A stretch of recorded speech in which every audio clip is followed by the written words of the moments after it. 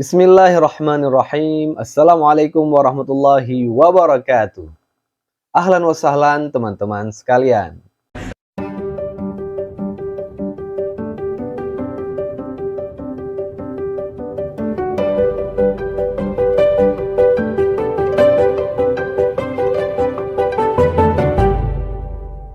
Alhamdulillah, di video kali ini saya ingin melanjutkan kembali pembahasan sharing tentang public speaking. Nah, ada pertanyaan, kenapa orang bisa gugup atau takut ketika ngomong di depan orang lain? Kenapa orang bisa takut atau gugup saat presentasi atau public speaking? Nah, sebagian orang, bahkan mungkin kebanyakan ya, itu kalau disuruh presentasi, disuruh ngomong depan orang, kasih sambutan, itu menolak. Menolak. Nah, apa saja penyebabnya? Yang pertama, yaitu karena mindset-nya yang salah. Nah, misalnya, ini rata-rata ya, orang itu menolak ngomong itu karena takut tentu ya. Karena takut, malu, takut diejek, takut dikata-katain sama kawannya. Kemudian dia selalu memikirkan resiko-resiko buruk. Oh, nanti saya kalau ngomong di depan ngeblank gimana? Oh, saya kalau nggak tahu mau ngomong apa nih, nanti saya diejek-ejek, diketawain, diomongin. Nah, selalu yang dipikirkan tuh yang buruk-buruk. Nah, hal ini pula yang menyebabkan ada sebuah survei dari Washington Post ya, yang mengatakan ketakutan untuk public speaking itu melebihi ketakutan orang-orang terhadap ketinggian, tenggelam, terhadap binatang buas. Wow, ini kan luar biasa juga nih, orang lebih takut maju ngomong depan orang lain daripada takut sama ketinggian, binatang buas dan lain-lain. Namun itulah kita harus menyadari dulu, kita harus cari tahu dulu penyebabnya. Nah itu jadi takut yang disebabkan oleh ya dia tuh malu, takut dikata-katain, pokoknya lebih alasannya karena orang lain. Nah, dia merasa, oh kalau saya maju nanti saya nggak bisa ngomong gimana. Nah, saya akan malu seumur hidup gini-gini. Selalu dipikirkan tuh hal-hal yang buruknya. Oke. Kemudian yang kedua juga karena trauma, ya kan. Mungkin ada di antara kawan-kawan yang dia itu mengalami hal yang tidak enak saat maju ke depan, dia gagal presentasi, kemudian dimarahin mungkin sama orang. Dimarahin sama guru, misalnya ada anak murid presentasi salah, asal ngomong, dimarahin. Kemudian itu terekam dalam dirinya dan alah nggak mau ngomong lagi depan orang. Seumur hidupnya dia merasa trauma masa itu. Atau mungkin ada orang, mungkin dia mewakili rekan kerja presentasi di depan kliennya, kemudian gagal dan bisa merugikan kawan-kawannya, perusahaannya, sehingga dia merasa dirinya, oh nggak pantas saya ngomong depan.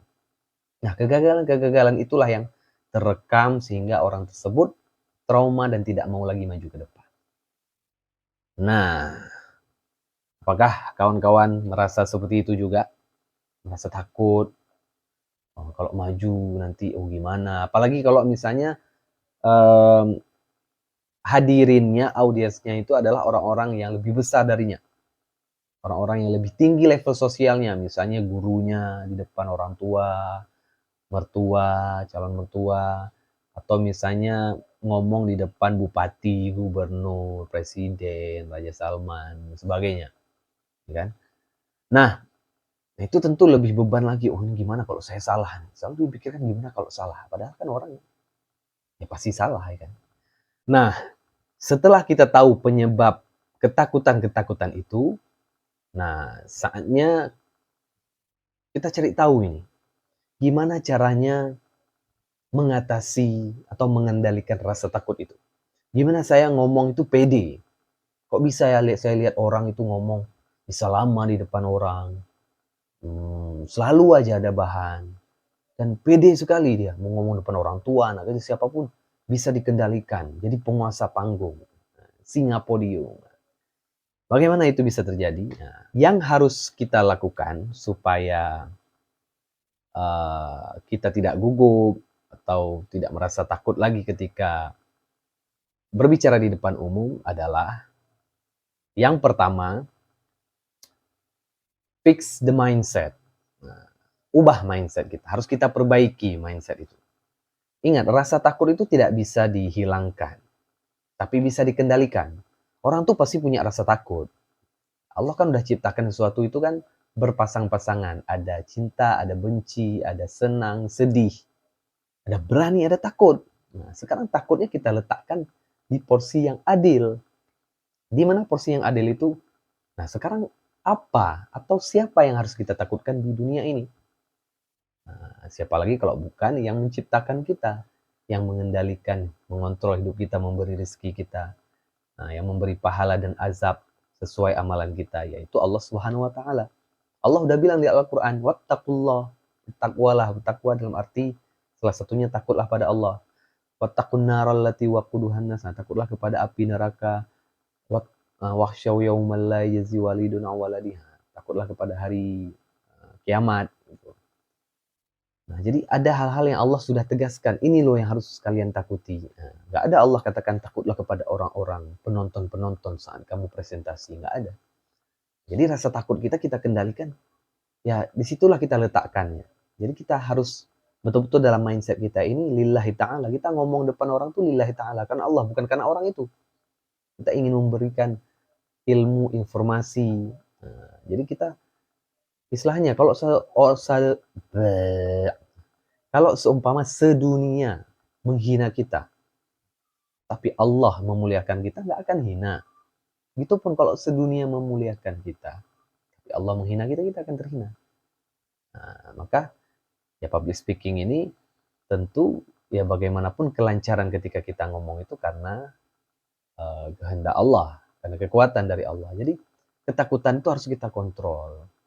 Nah, kita alihkan, kita lebih takut pada azab Allah daripada manusia. Jadi nggak usah takut pada manusia. Dan lagian ya, kalau pun diketawain, diejek, ya itu kan apa ya, nggak mematikan kita. Kan santai ya, misalnya kita berdiri kemudian diejek, diketawain, gitu kan. Biasa aja kan, nggak akan membuat luka di diri kita. Nah, kita aja kadang yang terlalu kepikiran, baper sekali, saya nggak dihargai. Untuk apa dihargai sama manusia? Bahkan sebenarnya untuk melatih mental jam terbang kita, kita harus menghadapi itu, harus mencari solusi gimana menghadapi orang-orang seperti ini yang suka meremehkan, merendahkan, itu kita harus hadapi. Nah, harus pelajari seninya ya, nanti kapan-kapan kita pelajari. Tapi ya intinya itu, rasa takut tuh kita kendalikan. Nah, cara mengendalikannya bagaimana? Nah, tentu dengan mindset yang betul, kita pikir positif, kita lillahi ta'ala, kita ini mau memberi. Nah, dan yang penting lagi, sebenarnya selama orang-orang ejek, orang ketawain, orang hina kita itu, selama nggak membunuh kita, bisa membuat kita lebih kuat lah seharusnya. Makanya ada lagunya tuh kan, what doesn't kill you make you stronger. Ada lagunya. What doesn't kill you make you stronger. Nggak hafal saya. Oke, jadi kita harus lebih kuat. Nah, itu kemudian masalah trauma juga. Nah, trauma itu memang ini agak sulit di hal ini. Tapi intinya itulah, kita jangan sampai berubah karena orang dan nggak berubah juga karena orang. Gara-gara kita pernah tampil kemudian dimarahin kita, dibentak kita misalnya, mengalami hal yang merugikan. Nah, kalau kita selalu tenggelam dalam hal itu, kita menyalahkan keadaan. Oh, gara-gara ini nih, gara-gara saya dimarahin saat itu, saya nggak berani maju lagi. Nah, itu kita akan susah berkembang kalau kita menjadikan orang lain sebagai alasan. Maka kita harus berubah karena diri kita sendiri, karena Allah. Nah, ya, yang sampai masa kalau saya sendiri ya, saya merasa terhina kali kalau ada orang yang menjadi alasan saya gagal itu. Kenapa saya harus gagal gara-gara dia? Kok dia bisa ngatur hidup saya, menggagalkan hidup saya? Nah, jadi karena orang-orang besar misalnya kita lihat, misalnya siapa public speaker yang memang terkenal, misalnya seperti Barack Obama, presiden Amerika, mantan presiden Amerika, Steve Jobs, yang mendirikan Apple itu kan presentasinya di YouTube termasuk yang paling banyak dinonton itu. Dan mereka waktu kecil juga mengalami hal yang nggak enak, dibully, ya kan, ya broken home gitu-gitu. Tapi itu nggak menjadikan mereka jatuh terus. Makanya it doesn't matter how you fall, but how you revive, how you rise, gitu kan. Nggak penting bagaimana kamu ini jatuh, yang penting gimana bangkitnya. Nah, kalau orang tahu kita ini gagal, maka akan diingat terus gagal itu. Saatnya kita harus membuktikan. Nah, oke. Jadi trauma itu bisa disembuhkan dengan cara itulah, kita harus yakin kita bisa lebih baik. Dan kita berbuat bukan karena orang, berubah bukan karena orang, karena Allah dan karena diri kita sendiri ingin lebih baik. Dan yang paling penting juga kita berdoa, ya kan? Berdoa, ya ada doa yang seperti doa yang Allah ajarkan kepada Nabi Musa ketika menghadapi Firaun. Bismillahirrahmanirrahim. Rabbishrah li sadri wa yassir li amri wahlul 'uqdatam min lisani yafqahu qawli. Yang kurang lebih artinya, Allah lapangkanlah dadaku, permudahkanlah urusanku, dan lepaskanlah buhul ikatan lidahku. Jadi Nabi Musa pun saat itu, bayangkan yang orang sekuat Nabi Musa aja menghadapi Firaun masih grogi gitu kan. Makanya minta perlindungan Allah. Emang ketika kita grogi itu perlindungan Allah yang paling penting. Dan kalaupun kita misalnya takut ngomong karena di depan kita ada orang-orang yang lebih besar, lebih hebat, lebih terhormat dari kita, maka ini cara saya ya, bisa diikuti boleh enggak. Kalau saya sendiri itu menganggap, semua orang yang di depan saya ini belum tentu bisa suruh ngomong kayak saya. Ini orang-orang depan nih yang lebih hebat, mungkin lebih besar namanya dari saya, belum tentu berani gitu. Pasti mereka pun pernah grogi lah, saya yakin. Sehingga apa, kita sadari, kita ini kan manusia, pasti pernah lah salah-salahnya itu ya. Sama semua manusia itu ada kelemahannya. Jadi santai aja gitu, nggak usah merasa, harus sempurna kali, enggak. Nah, tapi ya seiring berjalan waktu kita latih, akhirnya kita berani gitu. Nah, itu memang ujung-ujungnya ya jam terbang juga, kita harus banyak latihan, persiapan gitu ya. Jadi itu yang pertama, untuk mengatasi takut, gugup itu mindset kita ubah. Oke. Kemudian yang kedua juga persiapan, i'dad, persiapan yang matang, itu penting sekali.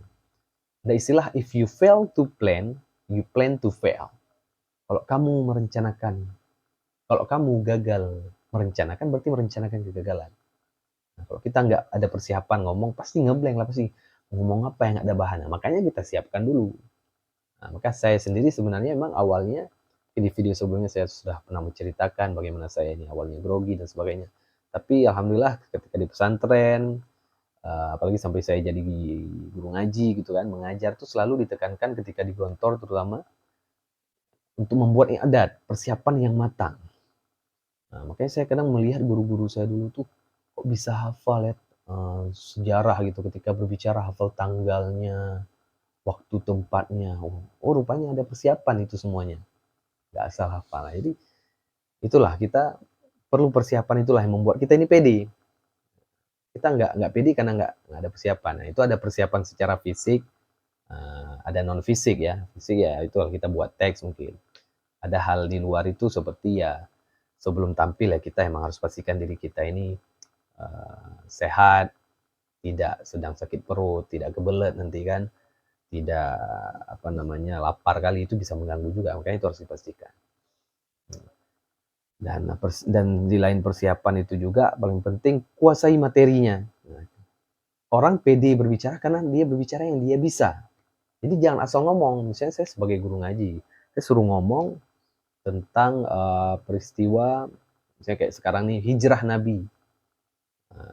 Saya bisa jelaskan tuh, kapan Nabi hijrah, mengapa Nabi hijrah, bersama siapa, apa yang terjadi ketika beliau sampai ke Madinah. Nah, itu udah apa ayatnya misalnya, apa hikmah dari hijrah. Itu bidang saya sebagai guru ngaji. Tapi kalau saya suruh ngomong tentang perkembangan teknologi, dari tahun 90-an sampai masa sekarang, mungkin saya agak ngeblank.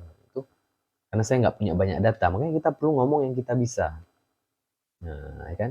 kalaupun ada hal yang di luar kita bisa, misalnya kita memang disuruh kasih sambutan mengenai itu, ya kita harus riset dulu, itu penting. Riset dulu, ya. Jadi untuk mengatasi rasa takut ini, fix the mindset ya, mindset kita ubah. Lillahi ta'ala kita ngomong untuk memberi manfaat kepada orang lain, untuk mengembangkan diri kita sendiri, ya kan? Sehingga kita bisa atasi trauma, minta doa pada Allah untuk kekuatan kita. Kemudian juga persiapan yang matang, belajar, latihan, latih terus, nah, ya kan? Supaya tidak ngeblank, supaya tidak belibet dan sebagainya, harus latihan. Sebelum tampil tuh ada persiapan. Kemudian ada yang terakhir, kuasai materi ya.